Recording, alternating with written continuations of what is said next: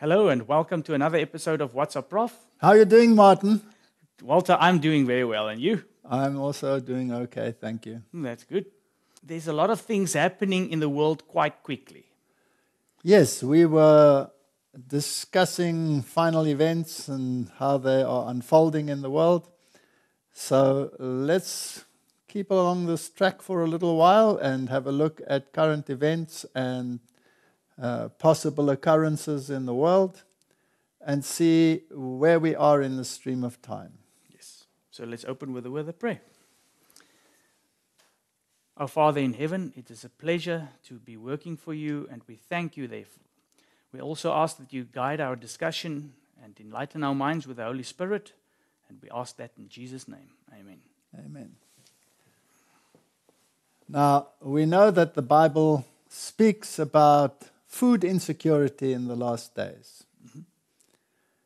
But we must never neglect the promise, your bread and water will be sure. Yeah. So this is not fear-mongering. This is putting events into perspective. So you've titled this one, Food Controlling the Nations of the World. We all know that it is a common saying that he who controls the food supply controls the world. Mm-hmm. Here we have an episode from February 2016, a program called The X-Files. Martin, run us through here. Well, in this episode, what's quite interesting is they give us a breakdown of what's happening in the world currently. Uh-huh. So it's interesting while watching through this, as this is going to be a building block for what the rest of the discussion is going to be on. All right, so many of these things are predictive because if you want to be conspiratorial, there are insiders in the know and they build these things in. Secret societies always want to display everything in plain sight. Yes. And think that the Goyim is in any case too ignorant to unravel it. And the thing is, they are clever because if you desensitize someone through the media or movies, then once it happens, they're not as shocked. Yes. Now, I was just reading in the Spirit of Prophecy yesterday, as a matter of fact, the last chapter in one of the testimony books, and it's about the effect of theater. Mm-hmm. What a tremendous effect it has on the mind and how it can influence you without you even knowing. And, of course, the master strategist behind all of these things is fully aware because he's made a thorough study of the human psyche. Yeah. We know that even subliminals that you cannot see affect you. Oh, yes. Tremendously. So let's have a look at what they had to say in 2016. He has been making claims. Claims about what? You and everyone you know has a piece of DNA in your genome, put there without your knowing it. Put there by whom? Well, that's the question of the day. This is an internet lunatic. You're not saying you believe him. Just hold on, Agent Einstein. You're talking to a scientist. Forgive me, Assistant Director. It may sound insensitive, but the suggestion is pure science fiction. What I'm saying, Agent Einstein, is that the facts, as I understand them, cannot be discounted out of hand. No one has the right or the ability to tamper with your DNA. Unless we gave them that ability. You say they're tampering with our DNA, that they're able to shut down our immune systems by the addition of something to our DNA. Yes, but I don't know how exactly. Or how it's being triggered. I don't know that either. Or why it's happening now. What can we possibly do? We need to act quickly. You were right about that. Well, I was wrong about the science. I was wrong about what's causing it. Dead wrong, in fact. But it's clearly a widespread failure of our immune systems. Through gene tampering. A virus within a virus that was put there through the smallpox vaccine. It's what these men are calling the Spartan virus. We have to figure this out. What's wrong with the science? Okay. The Spartan virus removes the adenosine deaminase gene from your DNA. Remove the ADA gene and your immune system will simply vanish. Yeah, but I'm not getting sick. It's only a matter of time. Okay. So how does it work? How does the virus remove the ADA gene? A process called CRISPR-Cas. CRISPR-Cas9. RNA and a protein cutting genes at exact locations. Exactly, but in this instance used as a weapon. The ultimate weapon. The ability to depopulate the planet. To kill everyone but the chosen. By tampering with their DNA. Through gene editing. Why do such a thing and lie about it? Our own government. Your own government lies as a matter of course, as a matter of policy. The Tuskegee experiments on black men in the 30s, Henrietta Lacks. What are they trying to do?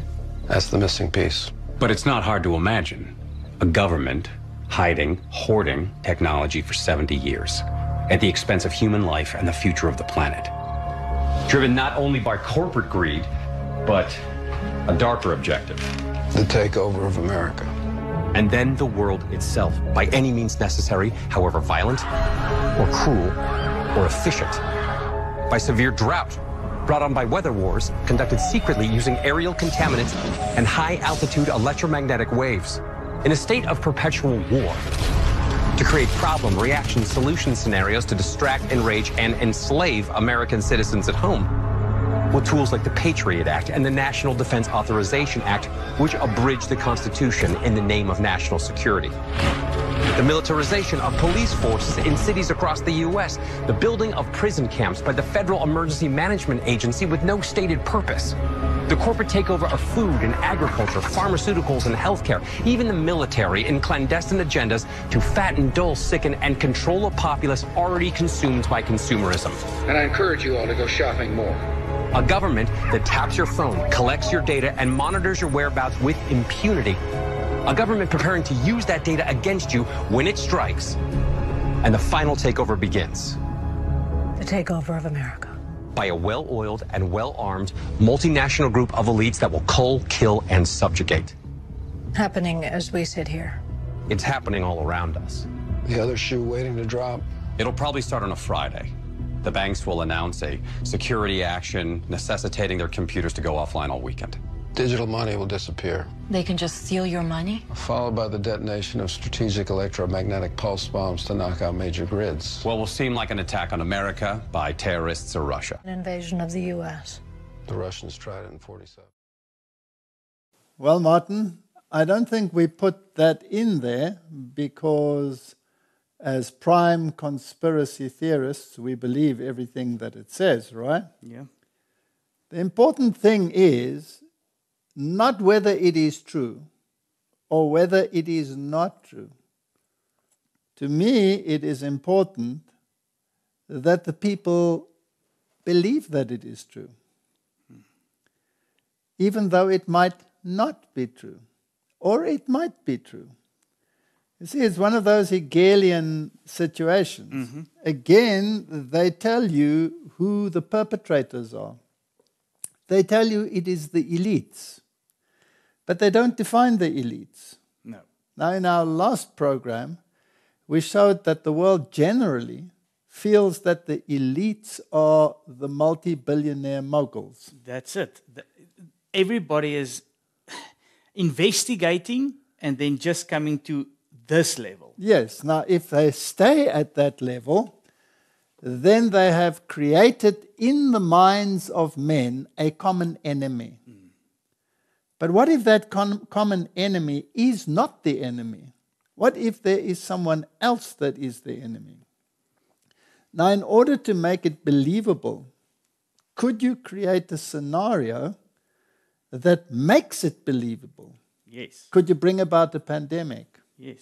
Could you bring about inoculation as they are speaking about? Is it possible to manipulate the DNA? Is it possible to reduce the immune system? Is it possible to create so much chaos and gun chaos as we are seeing in the world today? Mm-hmm. Now, Martin, how many years have we passed by since this was made? 6 years. Okay. And if you put in place what has happened in those 6 years, in the last 3 years, won't many, many people on the planet be convinced that this is what is really unfolding? Yes. They will, right? Mm-hmm. Okay. Is it expedient for someone behind the scenes for this to happen, Yes, if he is behind the smoke screen. and nobody sees him. And so the whole world becomes hyped up in this, and you get hundreds and hundreds and hundreds of videos daily entrenching these ideas in your mind. Then the enemy becomes a universal enemy, and there's a major uprising. Did you hear about depopulation in this study? Yes. Now, isn't it interesting that the Georgia Guidestones were just destroyed Yeah, by an explosion? exactly. And then the rest of it was taken down with a bulldozer. So what are they rebelling against? Or let's ask another question. Is this something like a QAnon conspiracy indicating that we're going to take down these moguls? Or is it perhaps the perpetrators themselves who have done this in order to create the idea that we're going to take them down? That there will be a kind of QAnon, whatever you want to call it, clean-up operation of the world. You see, that's exactly. So that's even a greater deception. You create the hype that shifts the blame to somebody else. Yes. And yeah, this whole thing, I don't think it's far-fetched. All right. Is it then possible, as we have said before, that the puppeteer sitting behind the scenes is laughing his head off because everything is going according to plan? Exactly. If you take what he showed in the previous episode about Twitter and Musk, on the one hand, he's saying this, but on the other one, he's doing this. All right. The other point was, this is an attack against America. Correct? Yeah. All right. An attack by whom?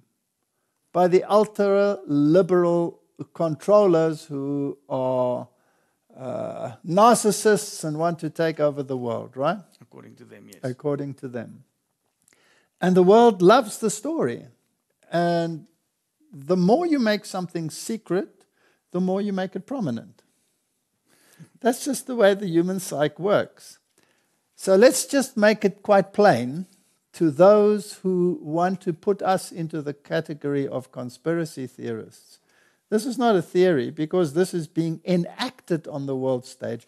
Whether in reality or in fake is irrelevant.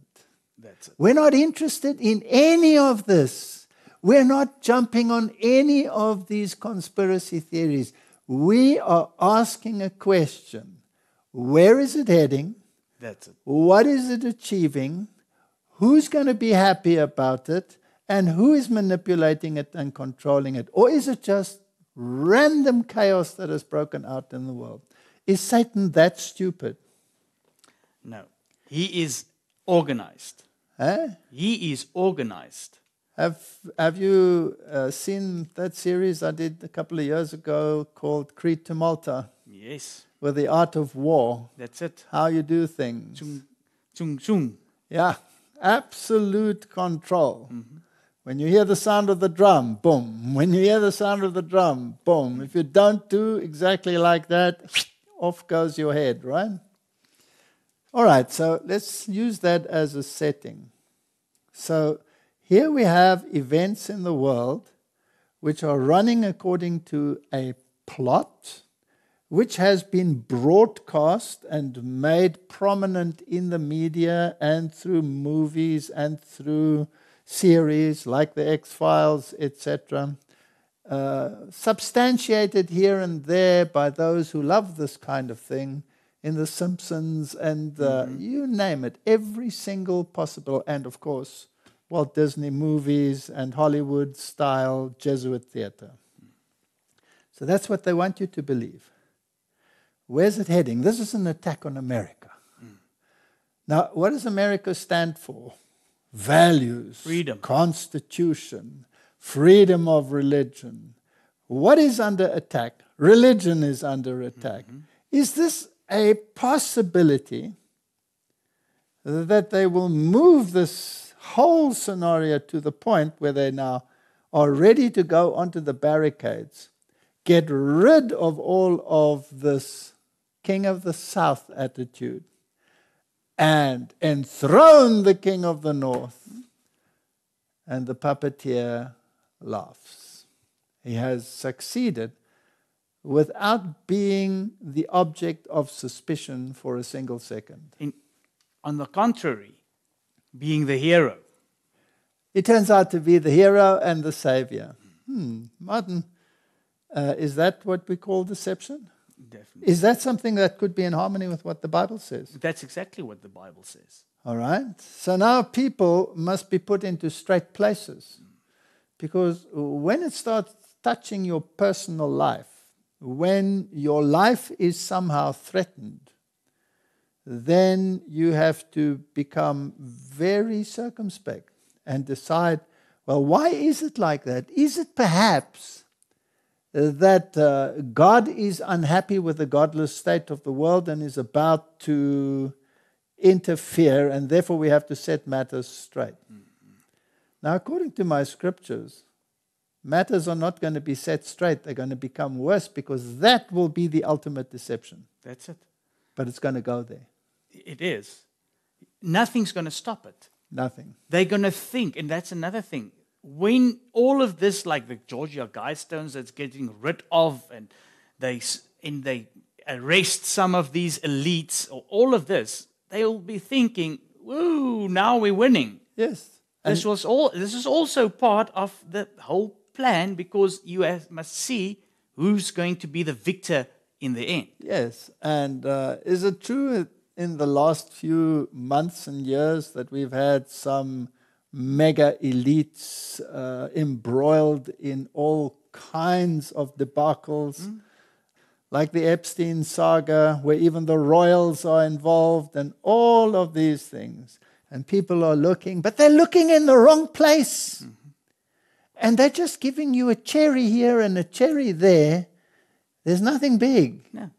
If you take this social media year or two back, they were in front of the Senate the whole time. Yes. Have you seen any difference in the censoring? No. Well, let's put it this way. If they want to condemn a certain side, there is a huge media hype. And if they are on the side of current perpetrators, there is a suppression of information. So once again, it shows it depends on who's running the show. They're running both sides. That's the point. And that is why the conspiracy theory that we are involved with is not the conspiracy theory that you see in the common thread in the media. The conspiracy we are involved with is the conspiracy that is outlined in this book, and where Isaiah speaks about a confederacy. That's it. Right. So let's have a look at this article, which is very interesting. New controlled food system is now in place. Who controls the food supply controls the people. Who controls the energy can control whole continents. Are we dealing with food issues and energy issues at the moment? All right. Who controls money can control the world. This famous quote by Henry Kissinger is ringing more and more true by the week. If they control the seeds, they control the food. And if they control the food, they can use the digital ID to control consumer access to the food. Does the Bible speak about controlling what you buy and how you buy it? Yep.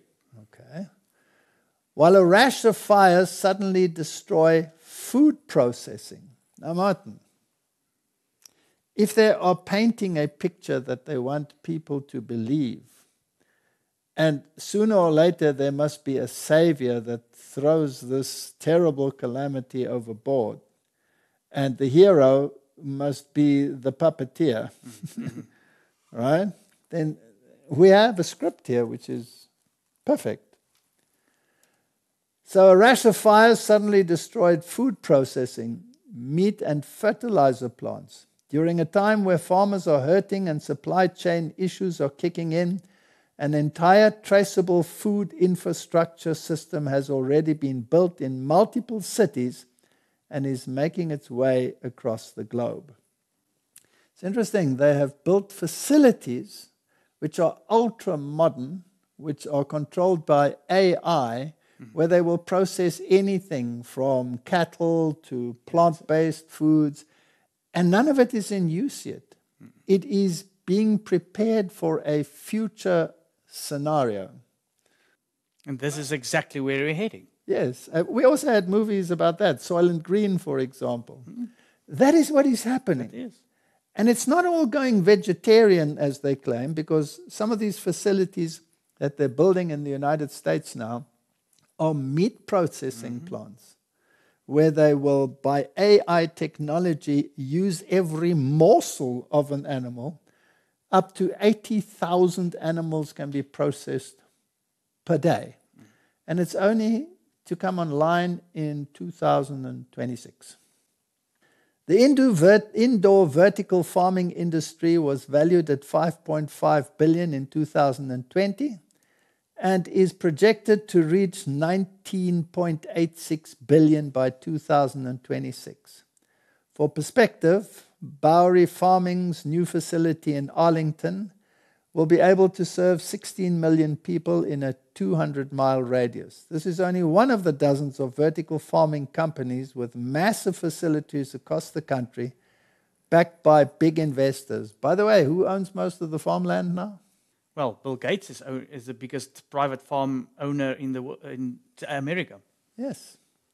Era Farms, who has the largest indoor vertical farming facility in the world, co-developed the first CRISPR-Cas9 gene-edited produce product. Now hundreds are following, while National Geographic believes that gene editing is the next food revolution. What did they say in those X-Files? Yeah, isn't it interesting? The bioweapon that they were talking about was this CRISPR-Cas9 in the X-Files. Okay. And isn't it interesting that the vertical farming or farms are involved in developing this technology? Yes. So Era Farms also worked on an NIH-sponsored trial to produce proteins for the COVID jabs. That's a very complex, convoluted, intertwined activity going on here, right? So let's just go back to basics. This is what the industry is doing. And there were mega companies involved right from the beginning, whether you call them Monsanto, that has been bought over by Bayer, which of course is a mega pharmaceutical company as well. These are giant, giant corporations. We're not talking billions, we're talking trillions. And they control all of these things. Of course, companies like Monsanto also produced Roundup-ready genetic manipulation so that you can spray Roundup. They've lost numerous court cases now, by the way, where there have been claims because the Roundup causes cancer. Now, we've spoken about farming quite a lot in the course of our series. And we ask ourselves the question, how does God farm? What are the most productive ecosystems known to man on Earth? The rainforests. The rainforests, okay. Now, who plows the rainforest? Nobody. Nobody plows the rainforest. But they're the most productive ecosystems that you have. In actual fact, the soil is pretty poor. Why? Because everything is in the plants and being circulated in a perfect cycle of growth, decomposition, cycling it around and around, and you have the best farmers in the soil, all the microorganisms, the macroorganisms, the earthworms, the nematodes, and they're all playing their important little parts, and you have the fungi, and they're all contributing to the activity. That is the best farming method that you can possibly have, and it's totally organic. There's no fertilizer that has to be added, none whatsoever, and it is a perfectly self-contained system. And what the microorganisms produce, and what the earthworms produce, and what the macroorganisms produce, and what the fungi produce, all contributes to the health of the plants. Right? Mm-hmm. Now, that's the system that God put into place. And then man came along and decided, no, we're not going to do that. We're going to strip everything. We're going to fertilize, whereby we kill all the microorganisms and we also destroy the macroorganisms, and we're going to feed the plants. And then we'll feed the nations. Now, what does a plant need to grow? We've discussed this many times. 5 or 6 minerals will make the plant look good, but be nutritionally totally deficient. So if you have the basic minerals like phosphorus and nitrogen and potassium, etc., in the soil, calcium of course, then the plant can actually produce lush green. It's very susceptible to disease and to insects. So you better spray it a lot in order to curtail that, right? And then you use organophosphates, which are very harmful to humanity, and you start a system of monoculture. And you concentrate on one thing. Now, did God, when He created Adam and Eve and put them in the garden, give them monoculture? Did they have only one plant from which they had to survive? No, it was a plethora of plants. Okay, so it was it was a multiple system. It had everything. It had grains, it had legumes, it had seed-bearing plants, it had fruit trees, it had everything, right? So that's the way God designed it. Now, today, we have 2 kinds of farming. You have organic farming, and you have this kind of farming that we're talking about. This one is absolutely controlled. What you put in is determined by the industry. If you get these gene-manipulated plants, or even if you get F1 generation plants, can you use that seed to propagate the next generation? No, it's like the presumptuous fig tree. It's not going to bear fruit. That's very well put, Martin. That's exactly what it's going to be like. So the real kind of farming that God instituted is one where you nurture the plants by feeding the soil, not by feeding the plant. The soil has to feed the plant. In order to do that, you must have the microorganisms and the macroorganisms to break down the soils by their activity. So you need organic matter in the soil. That's compost. And the leaf material that falls down, that creates the environment of digesting that, provides the acids which leads the minerals out of the soil itself, and the plant takes up the minerals, and so the cycle continues. That's how God designed it. And He gave us heirloom seeds. In other words, that which they inherited from their parents, heirloom. So each seed can propagate the next generation, the next generation, and the next generation. And the types of fruits that you get, let's take anything. Let's take tomatoes. In England, you would call them tomatoes. Yes, and some will argue that that's not a fruit, it's a vegetable. Yes, some will argue that. And the Americans will say, then why don't you say potato? But be that as it may, do you have variety in heirloom seeds? Enormous variety. What kind of tomato can you get? You can get a tiny little one, you can get a yellow one, you can get a red one, you can get a black one, you can get a green one, you can get all kinds of varieties. Plus you get huge tomatoes, like rainbow and oxtail tomatoes. And they are amazing when it comes to flavor. But they're not very good for the market because they squash easily. So you need something that is not too large, something that's not odd-shaped, something that has firm structure. And that's the way you want it to be. And so you manipulate it, even genetically, to get exactly what you want. And you have this flavorless thing that looks quite good, but compared to heirloom, it tastes like a window pane.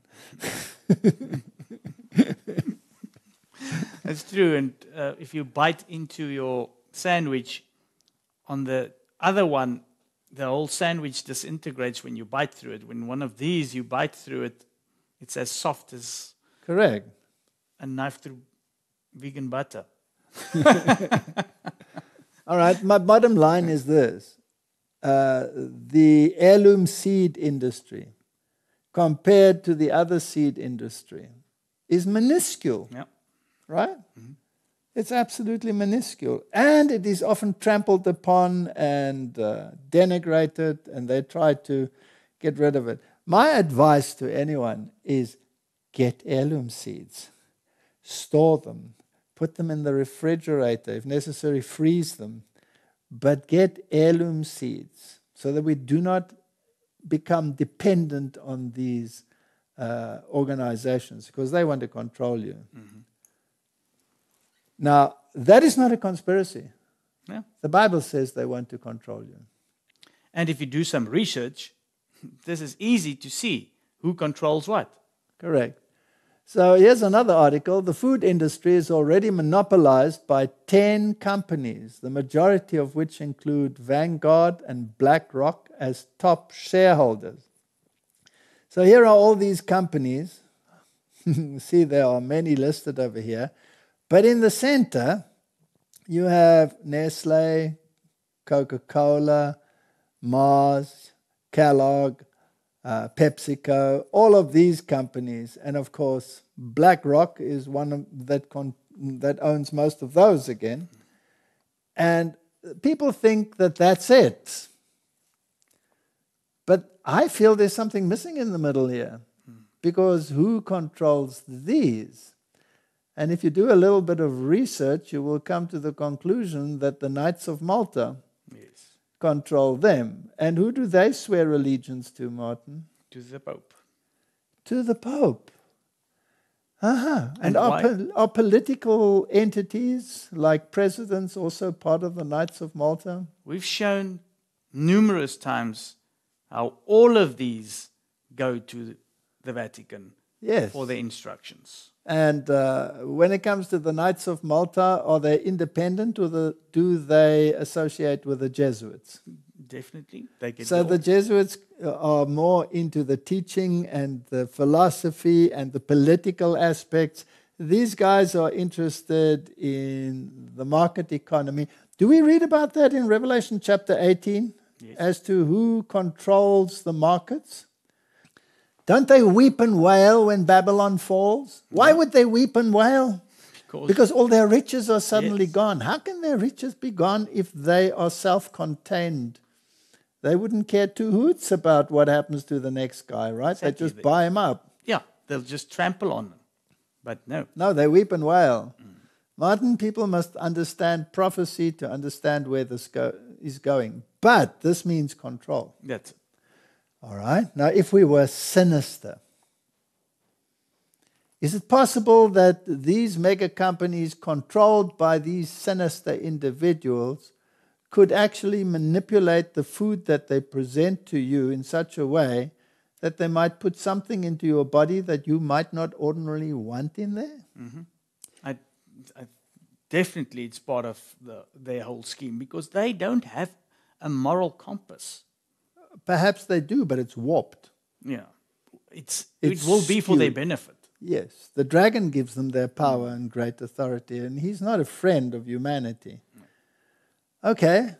Martin, this is very, very, very important. Are there news outlets which tell you that some of the foods and processed foods that you buy contain things like graphene oxide, for example? Yeah. Is that correct? Mm-hmm. And, I myself have taken a magnet to see if there are things in there. We've spoken about that sort of thing. And there are very strange things happening. But even if you leave that out, which might be considered conspiratorial, if you take the additives, the E list that is in there, does everybody have a little booklet to show them what the E symbols actually stand for? No. Some of them might be good because they might just stand for vitamin E or something. But some of them are very, very sinister. TBHQ. What's a petrochemical waste doing in your food? And do you want to eat it? I don't think you can almost not find a product these days that don't have it in. And so I cannot buy any of those products. I ignore them all. So any of the cereals that you see or the crisps, anything, they have it in. And if it says there, I don't buy it. But there are other components, if you do a study of what they actually do, they might enhance the crispness and the longevity of the product, but they're highly deleterious to humanity. Why they are even permitted is unbelievable. So any of these mega companies, Martin, we must go back to original diets. You have to. You see, that's exactly where you come in now. Now you've got graphs showing that in the past 100 years, that as soon as more carbohydrates and all of this has been consumed, that's where the increase in cancer and all of that started.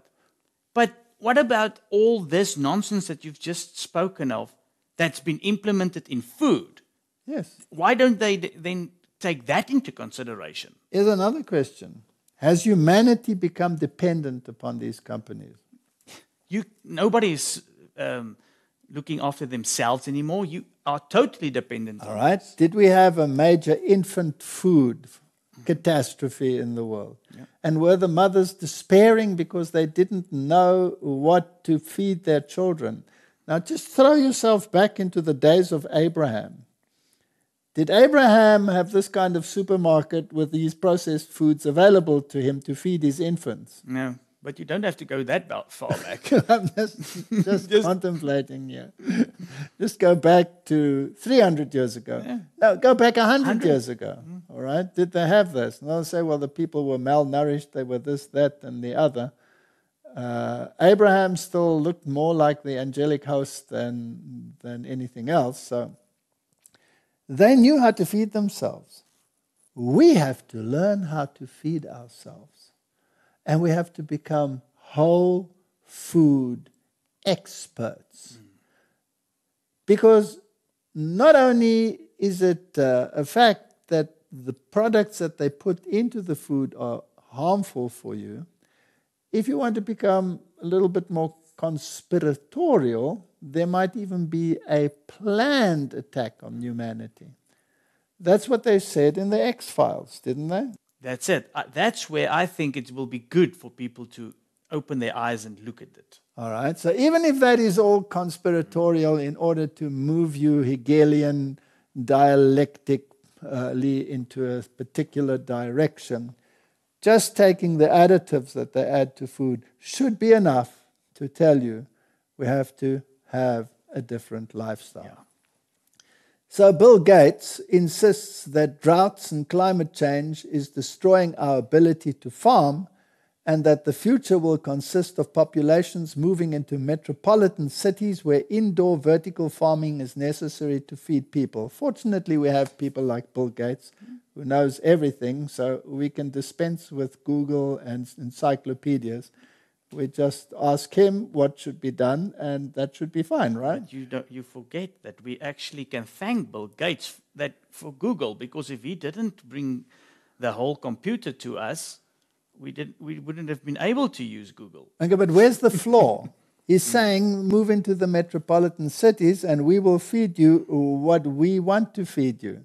I have information that God wants the exact opposite. Get out and get back to a natural lifestyle. So this is a bundle being tied together for the fire, moving in one direction, and God wants us to move in the opposite direction. Exactly.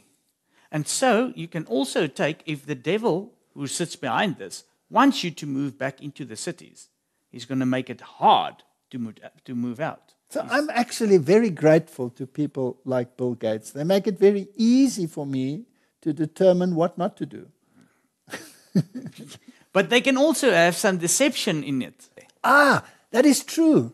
Because sometimes they will say exactly what we would say we should do, but there's a twist in the tail, and we mustn't forget that. That's exactly. Because when they say, for example, we have to go vegetarian or vegan, it is a manipulated food source that they are talking about and not a whole food natural product. That is so important. That's very important. Because now everybody will say, okay, so they say we must become vegan, so no, we must do exactly the opposite. We must only eat meat. But they control the meat as well. They control them both. Because why would they build these mega companies to process all that beef? Do you think you're eating clean meat? I think they have to look at some of your presentations from even years back. Yes, let's look at some of these things. If this is the case, why has he acquired 242,000 acres of farmland over the past decade while simultaneously investing in indoor vertical farming? Who gets to sit at the table with healthy products served by Gates while the rest of the population eats gene-edited produce from lockdown facilities delivered to their local grocery stores and accessed only through a digital ID? Be that as it may, bottom line is we will control the food source. And we will control who has access to it. That's biblical. That is where it's heading. Well, let's continue with this article. It is quite comprehensive. Well over a dozen major food processing and meat plants have coincidentally gone up in flames in the past several months. Now, whether these are self-destructed or whether they are sabotaged or whether that is natural is neither here nor there. What is the outcome? That's where we're looking at. Since the start of 2022, over a dozen major food processing and fertilizer plants have gone up in flames, exploded, or been struck by a plane crash in Arizona, Kansas, California, Illinois, Indiana, Kansas, and Louisiana, Maine, New Hampshire, North Carolina, Oregon, Texas, Washington, and Wisconsin. Is that coincidence, Martin? Well, according to the narrative, yes. Have the facts check there's given us any information? Yes. That would be very useful. They have. If you put in, I've mentioned this before, food processing plant disasters, just those words into our friend Google, the first page is fact check. Okay. Who controls fact checkers? Now, Martin, here are some of the pictures to corroborate these statements. And, aeroplanes flying into buildings, that's quite a common occurrence in the last couple of decades. So the USDA and the FDA have already approved lab-grown meat, genetically modified cattle, and are funding the globalists to research and develop cellular agriculture as well as indoor growers and genetic companies while they slack on regulations for gene-edited produce. God's people should stay as far away as what from these? The east from the west. I think so.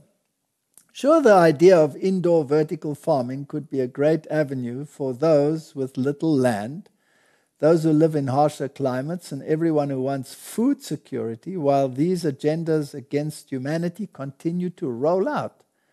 But wouldn't it make more sense for communities to be doing this to meet their own needs rather than relying on a digital ID to get access to a controlled food industry? The nutritional value from LED versus the sun likely removes some of the nutrients in the produce, but if faced with having difficulty accessing food or not desiring gene-edited food, it might be a good idea. All right, Martin, there might be people that don't like this and move away from this system, but the majority of humanity, will have no choice. No. All right? So, who will become the target of these moguls if they want total control? God's people who are moving away from this. Okay. So, do we have an enemy? Yes. All right. Is the enemy, excuse that I use the name, Bill Gates? No. No, he's a pawn in the game. They want you to think. They want me to think he's the enemy. And they're really trying very hard to make him the enemy, right? Just like the Georgia Guidestones. They said reduce the population to 500 million. So the obvious solution is to blow it up. Blow them up. That's going to end it all. Get rid of the problem. Whereas vertical farming is brilliant in many ways and could be beneficial on a smaller scale in communities, the fact that this is the global agenda to remove farms and control all produce by the globalists themselves makes it incredibly concerning. Are they planting a seed in your mind here? Yeah, obviously you can see this article is written by somebody that has chosen a side. All right. Now, here's another question. Mega farms and places like this, is there a movement in the world to disinherit people from these farms? Yes. Now, and just to put it out there, if the farms have been disinherited, what happens to the farms? Are they then used, or do they lie dormant? They normally lie dormant, or they just go back to desert wasteland. Mm-hmm. Now, be that as it may, what does the spirit of prophecy tell us? We must move into the country where we can buy a small piece of land where we can grow our own vegetables. That doesn't sound like going into mega farming to me. Not at all. So it's not bad advice considering what the plans are here. So God is not to be left out of this equation. No. But it's interesting to see where we are heading. Imagine in the not too distant future going for a drive in the countryside in your mandated electrical vehicle and observing dried up farmland replaced by giant turbines. It's a very dystopian image that no one wants to experience. So here again, there is an element of fear-mongering, conspiratorial ideas being placed in the minds of men. But nevertheless, the bottom line is there is a move to control the food supply. And that's what's important. That's why we discuss this. We're not going to get an article out there that is going to see it the way that the Bible explains it. Most of the times, the person that writes the article would have chosen a side. All right, so they are biased in their thinking. We must be very careful that we don't become biased in our thinking. Remember that when QAnon was the big hype in the world, we warned that this is part of the Hegelian dialectic. Be careful. Don't jump onto a bandwagon because you're looking for a savior. Exactly. The bottom line, Martin, is there is no earthly savior. No. Forget it. It's not going to happen. We're going to go to chaos. We're going to go to famine. We're going to go to destruction. And there is a savior, but you have to choose the right one. Exactly. Now here's an interesting graph as to what the war in the Ukraine is doing in terms of fueling the food crisis. Run us through these graphs, Martin. Well, the red line is food oils. And how important is that in everyday cooking for the majority of the world's population? So these are the price increases, right? Yes. So a price increase is always an indication of availability. Mm-hmm.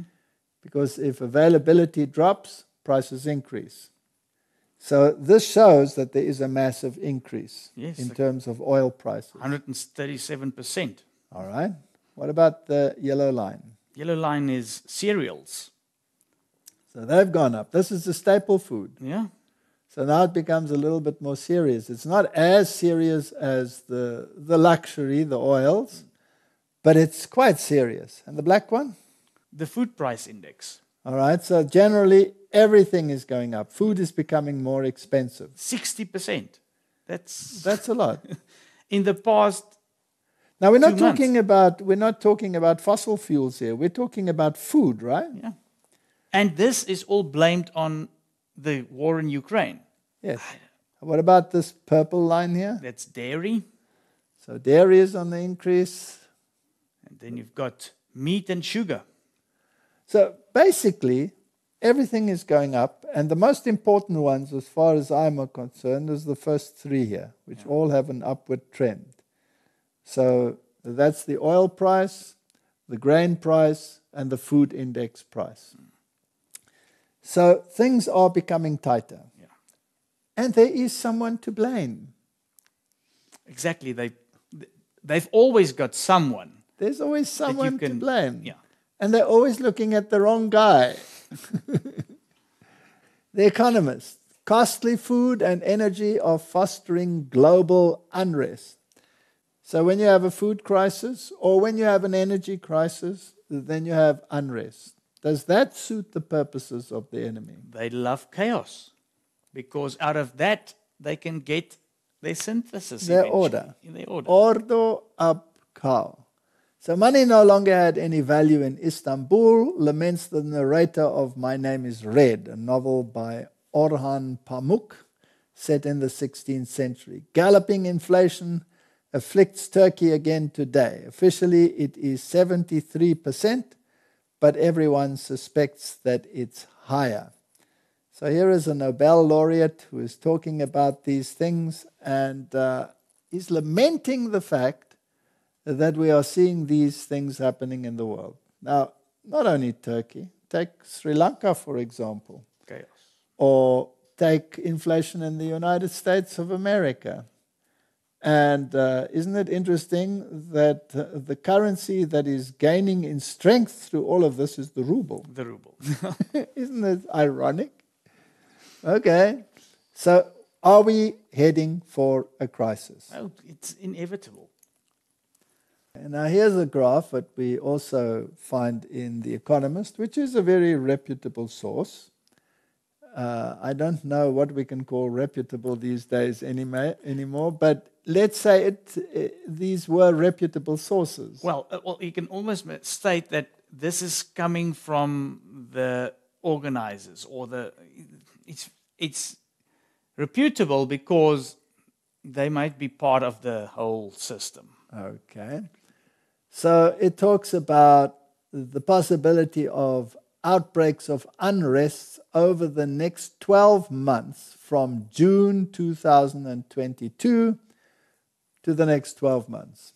And you can see the barometer over here, very high are the red ones, and then that's 100%, 75, 50, 25, 0, and minus. And what do we find? Well, here we have the red countries, and we can see where they are. Some of them, of course, in Africa, one or two here in South America, Egypt. Okay, so the probability of unrest up to about 50% are all these darker areas. Martin, it looks like our country is in for a roller coaster ride. We've seen that in the last week. Yes, we just had riots again yesterday. And that's because of energy. Towns, and that's an energy riot. Now, it's interesting that they've left the United States, Canada, Australia, and some of these countries here in the East and Europe.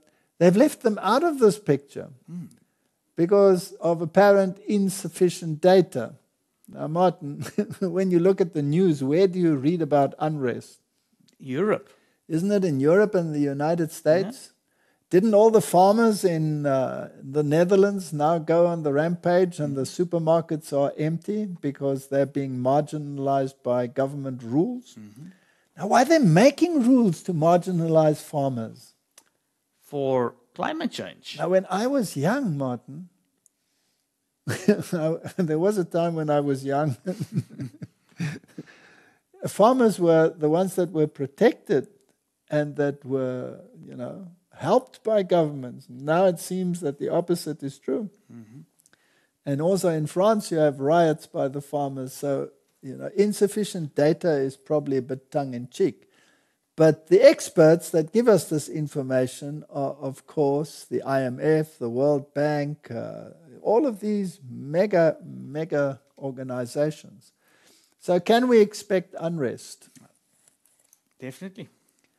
So what does the World Economic Forum have to tell us about this? So where do chief economists expect high inflation and high food insecurity? Tough times ahead for the global economy, say experts. There are two aspects here, Martin. You have the expectation of high inflation, and then you have the expectation of food insecurity. So for the United States, they say high inflation, 96% probability, but 0% food insecurity. Do you believe that? No. I don't believe that at all. How many of the food packaging companies have been destroyed in the United States? Yeah, but what just happened with the baby food formula? Lots of insecurities. Maybe what they know that they're not saying here is that there won't really be a food insecurity, there will just be an insecurity of accessing the food. That's it, control. Control. Now, in which country do we read that the control will become absolute? In America. Is that in the Bible? Exactly. It's in Revelation chapter 13, right? So, in the Protestant bastion, which has supposedly freed itself from the shackles and chains of the Middle Ages, they will put those shackles and chains on willingly. What makes people willing to put on shackles and chains? If you don't have food. Food. Doesn't that scenario put you right back in Egypt with Joseph? That's where we're heading. That's where we're heading. And we're going to go to what the Pope has to say about that. But we'll leave that for a moment. Then South America, food, well, there's more insecurity there. When it comes to Africa, it looks absolutely disastrous. Inflation as well as food insecurity.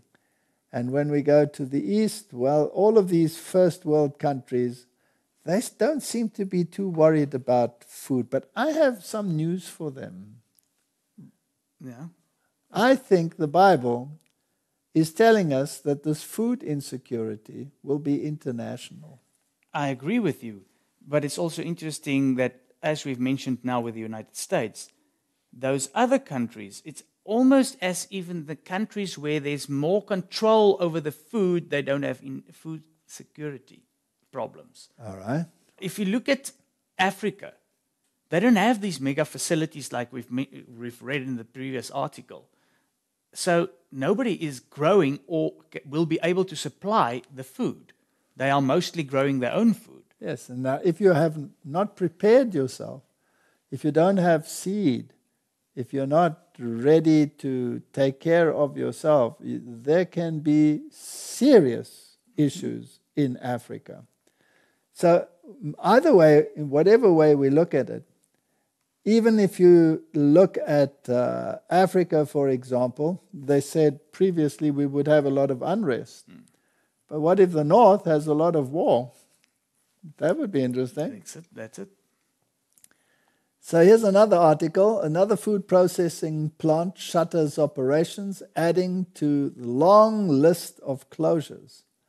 So Georgia's Prepared Foods announced its chicken processing plant in the small town of Caryville would be shuttering operations by the end of the summer. The announcement of the closure pushed up the number of closed U.S. food processing plants over the last year to 100. Meanwhile, in London, Ontario, Aspire Food Groups recently announced that its new insect production facility would produce 9,000 metric tons of crickets yearly for human and pet consumption across North America, according to Canadian manufacturing. Martin, are you into crickets? No, thanks. Thank God I'm not into crickets. I'll rather plant vegetables. Yes. And then eat that. So, Martin, as we said last time, make sure you have a staple in the ground. A potato, a sweet potato, a carrot, and have those staples in the ground. Have a couple of grains stored, and etc. So, as a reminder, the World Economic Forum technocrats urged people weeks ago to ditch meat for climate-beneficial foods such as seaweed, algae, and cacti. Part of the New World Order is to reset the global economy and re-engineer what people eat. Bottom line is they want to get rid of private farming. Yes. Get rid of it, have industry farming, and then go into processed foods with insects and all kinds of things and alternative meat products or genetically grown meat products in a petri dish. Now, is any of that natural? No. No. Now, when they say that we must have alternatives to meat products, then they're talking about highly processed foods, not natural foods. Yes, they're talking about the products that they produce. Do you know what's in them? No. No. But the same, you don't know what's in the meat and all the other things that they also produce for you. Exactly. So the bottom line is we should move away from processed foods. Eat plainly, eat naturally, eat whole foods. There's this massive drive as we look at this towards protein. Protein is what you need. You only need about 8 grams of protein per kilogram body mass, which means that the average person needs about 60 to 80 grams of protein per day. The body is designed for carbohydrates. Now, the media has made the carbohydrate the enemy of humanity. That's it. But not even the media, the scientists and doctors. The scientists. Well, the scientists do not know what the body is designed for. The building blocks are the proteins. They're the building blocks. They're the machinery. They're the enzymes that run things. They are your musculature. They are all of those things. That's your protein. But once you are established and you are an adult, you only need 8 grams for maintenance of what breaks down, etc. If you are an infant or a child that is growing rapidly, instead of 8 grams, you might need 10 grams. But then your body weight is less. So again, it's a very small amount of protein that you actually require. The fuel that runs the body is carbohydrate. And the brain exclusively runs on carbohydrate. Its main infrastructure is made not from protein, but from fats. So again, you have to have all of these nutrients in your lifestyle. Now, why has carbohydrate received such a bad press? Because of those industries. That's it. That have refined it down to the point where you have a food that causes blood sugar surges, that causes hypoglycemia as a consequence, all kinds of intestinal diseases because they've taken out the fiber. 2 kinds of fiber, soluble fiber, insoluble fiber. Absolutely essential for gut motility and a healthy function is insoluble fiber. Absolutely essential for glucose regulation and sugar regulation is soluble fiber. You need them both. So you need unrefined natural carbohydrates. That's what you were designed for, to eat as fuel. Now, if you take a fruit, I give you every fruit-bearing plant. What is the highest concentration in a fruit? Carbohydrate or protein? Carbohydrate. Correct. There's only about 2% protein in a fruit. The rest is carbohydrate. How is it packed? With soluble fiber. Soluble fiber. That's why you can cook jams that become like gel. That's why when you cook oats, it becomes gooey because it has soluble fiber. What's the function of the soluble fiber? Glucose regulation, sugar regulation. You need whole foods. These industries are the bane of society. They have destroyed generations with their refined products that they feed from tiny little children all the way through adults. That's why we have diabetes. That's why we have secondary diseases. That's why we have all of these things.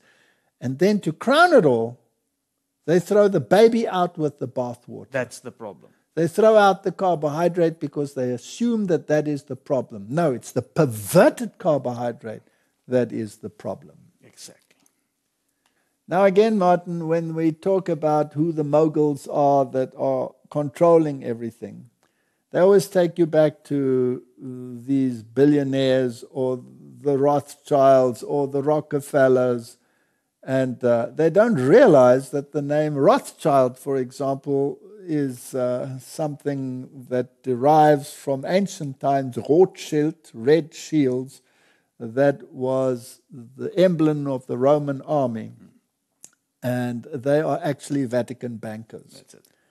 So the Rockefellers fall into that same category. Rockefeller Foundation reset the table report predicted COVID-related food crisis 2 years before it happened. Now, do you remember that there was a tremendous destruction of grain silos in Lebanon, and they have these mega facilities in China, for example. If they withhold that food, there's a world food crisis. Mm-hmm.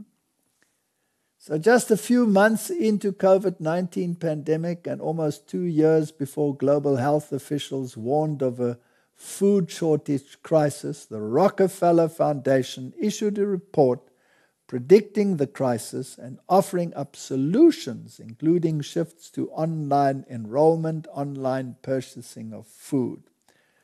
Martin, who controls all of those mechanisms? They do. Yeah, industry. Industry. So in a report published July 28, 2020, Reset the Table, Meeting the Moment to Transform the U.S. Food System, the foundation described a hunger and nutrition crisis unlike any this country has seen in generations. And the authors blamed the crisis on COVID-19. Now, is there information out there that claims that COVID-19 was a manipulated crisis? Mm-hmm. There is, right? Yeah. They are saying that. Well, now, if you want to reset something, that's it.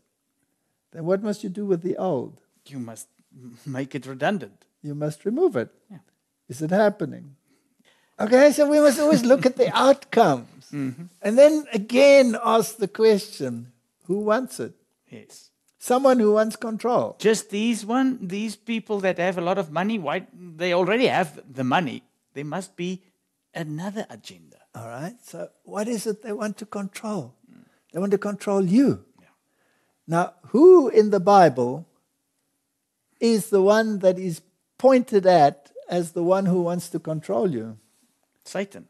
Satan. And who is his agent, according to the scriptures? The beast, the papacy. The beast, the papacy. Now, who's dancing and doing his bidding? The second beast. The second beast. All right, so we're back to the Bible. If you don't study your Bible, you will either think that these people are the enemy, or you will think that they are the heroes that are going to save you. Yeah. There are no heroes on this planet that are going to save you. So the report concluded the crisis would have to be addressed not by strengthening food security for the most vulnerable, but by revamping the entire food system and associated supply chain. In other words, we would need to reset the table. Martin, my Bible tells me what my food is. I have no desire to have my diet reset. I've done that once. Yeah. When I got off this worldly diet that was destroying my health and everybody else's in the world. I've reset. I don't want to reset to theirs. I will not eat cockroaches. No. And any other gene-modified. No locusts, nor anything. And by the way, John the Baptist ate locusta and not the insect. Yeah. So the Rockefeller Foundation called for this food system reset less than 2 months after the World Economic Forum on June the 3rd, 2020, revealed its vision for the Great Reset. Isn't this interesting? They're all linking together. They're all playing the same tune. All right, Martin, let's have a look what Sky News has to say about current circumstances. Currently, in two very different places around the world, we are seeing what happens when the left and the climate cult start implementing their crackpot schemes to save the planet. You see, none of these net zero climate schemes work without massively disrupting or even destroying the lives of the little people. Small businesses, family farms, mum and dad enterprises, ordinary family life. In Holland, currently, there are massive demonstrations. You won't see them on the news because the Dutch authorities are literally shutting down small farms in order to slash nitrogen oxide and ammonia emissions by 2030. Thousands of tractor-driving Dutch protesters came out this week to continue demonstrations against the government's radical plan to cut nitrogen emissions by 30 to 70% as part of their green agenda. Completely arbitrary bureaucratic madness. But this is what happens when you legislate climate targets. The little people, the farmers, the small businesses, they get crushed under the wheels of the bureaucrats who believe they are saving the planet. Small farmers are now desperately fighting back in Holland, as they are in Sri Lanka, where a different set of insane green policies by the government there are forcing all farms to go organic, which has led to starvation, poverty, and despair. And here are the police and army literally stopping everyday Sri Lankans from getting any gasoline.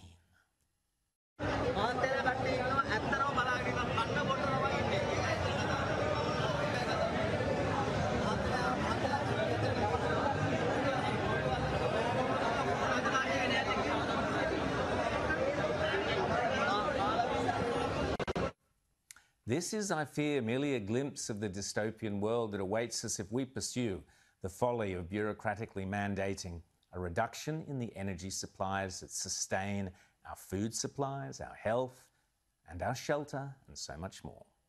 We know how Labor governments in Australia behave when they want to enforce their rules and restrictions, but some members of the public have a different opinion.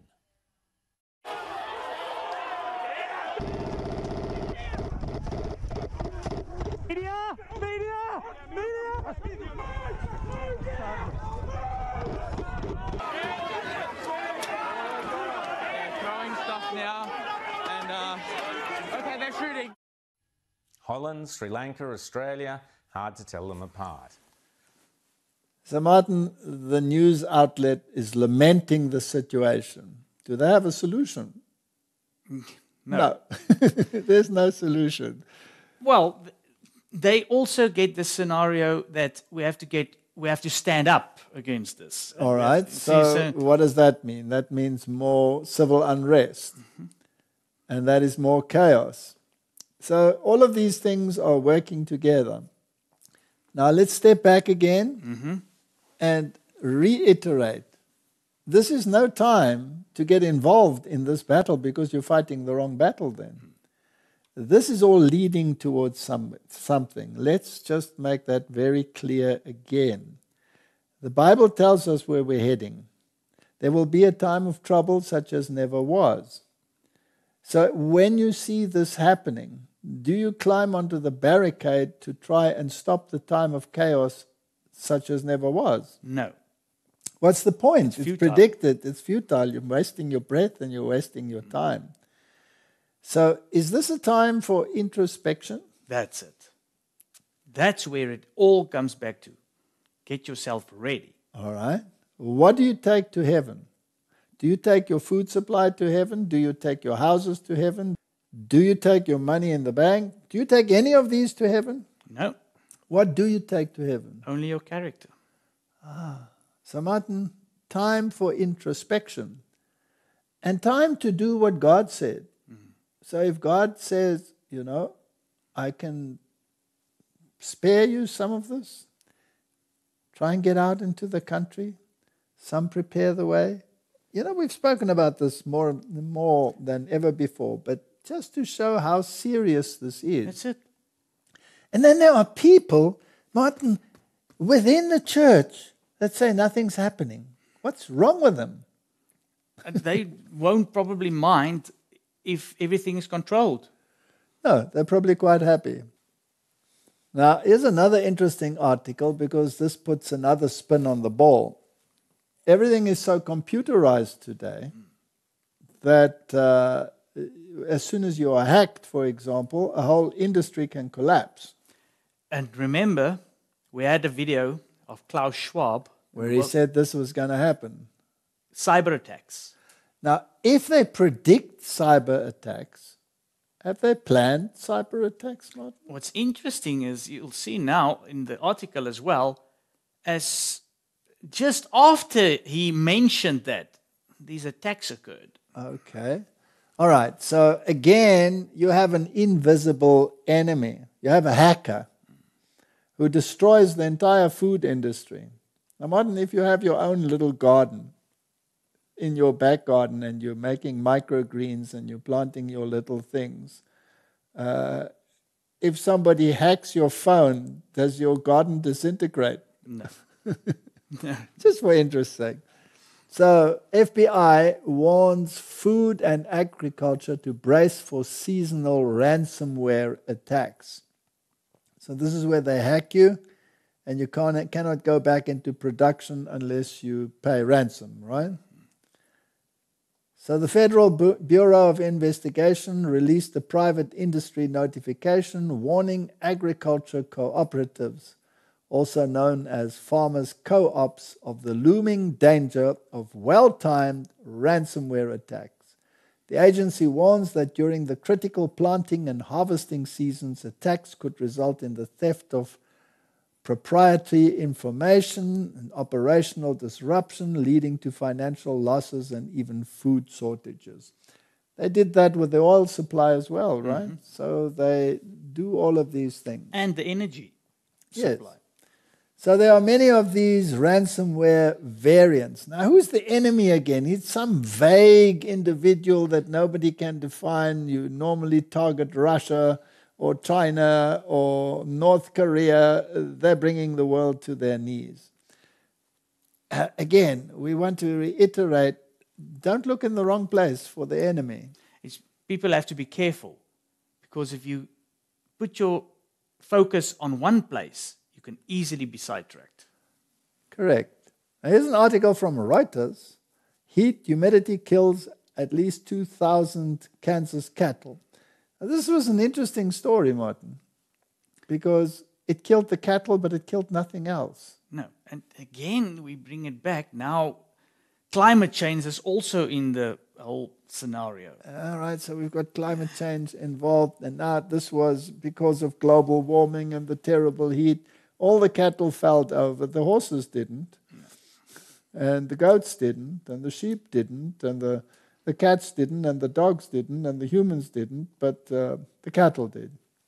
So there were many questions.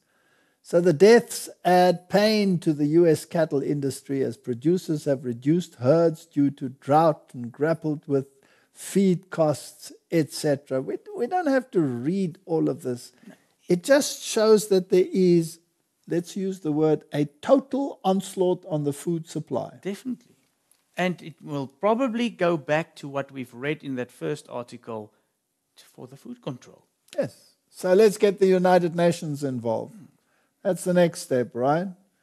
We've already relinquished our powers, or the governments have, to the World Health Organization in terms of the health issues of the world. Why not also relinquish the food issues? So Secretary General warns of unprecedented global hunger crisis with 276 million facing food insecurity, calling for export recovery and debt relief.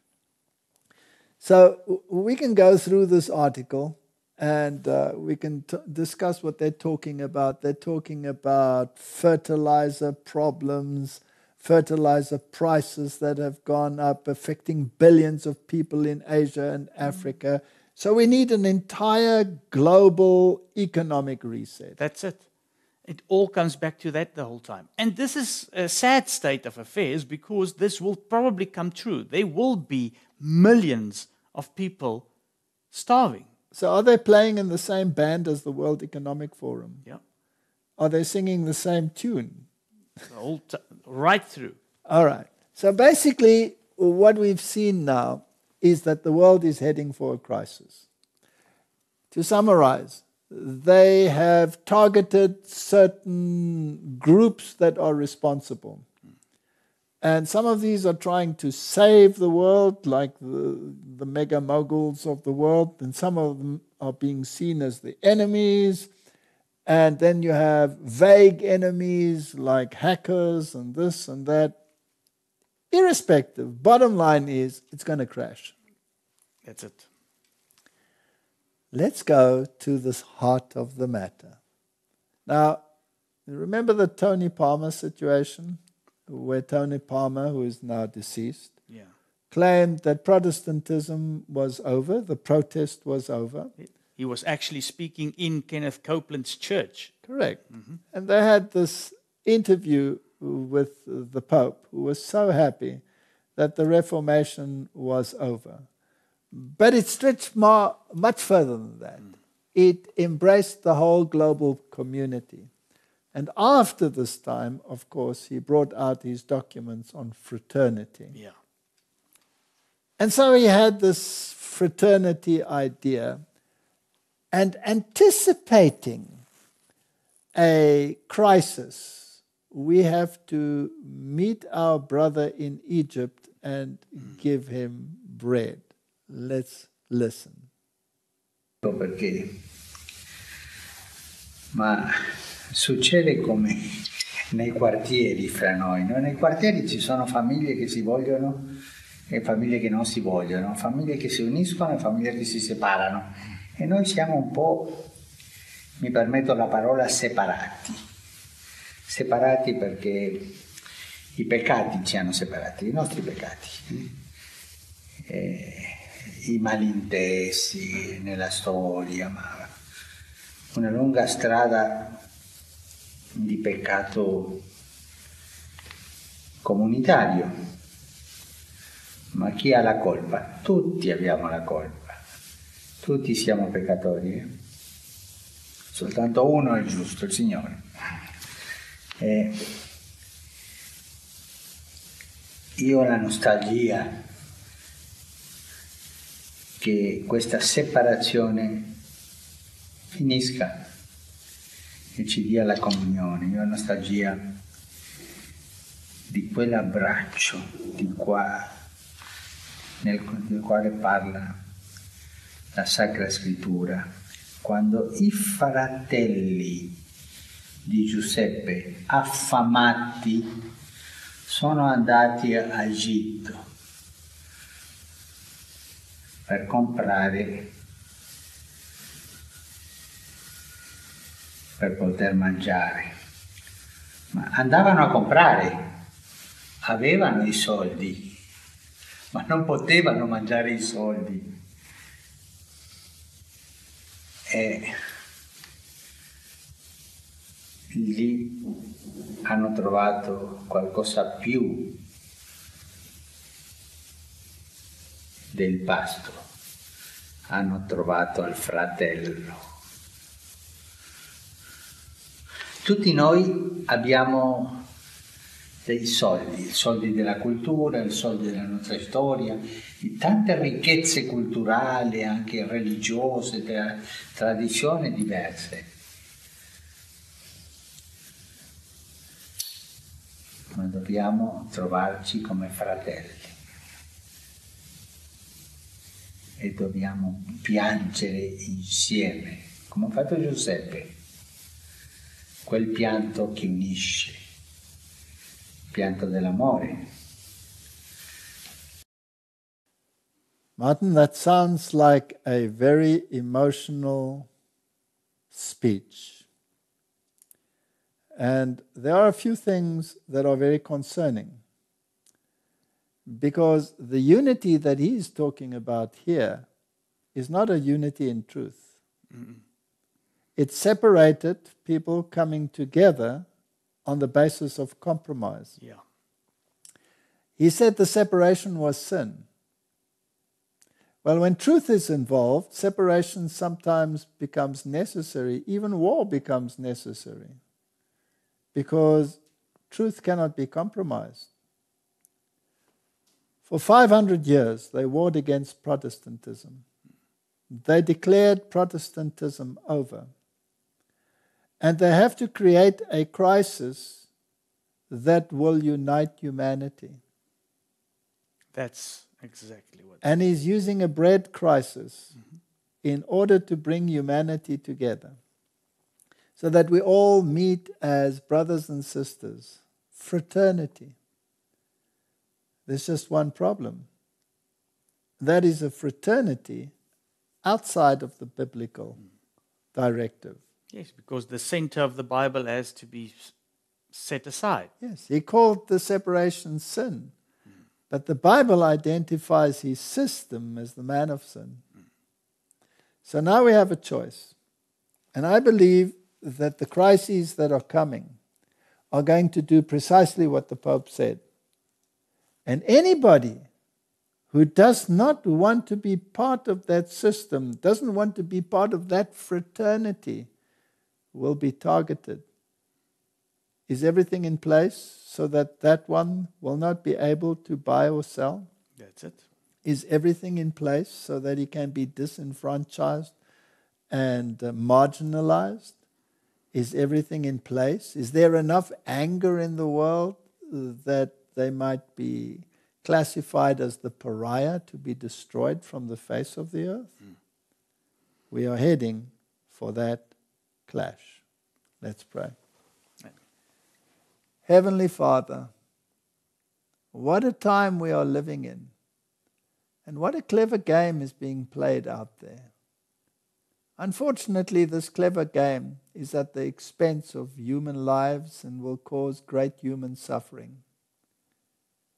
But I pray that it will direct our minds and our thoughts to the Scriptures, that we may make right choices in order to be in the right camp when the final crisis hits us. Help us to this end in Jesus' name. Amen. Amen.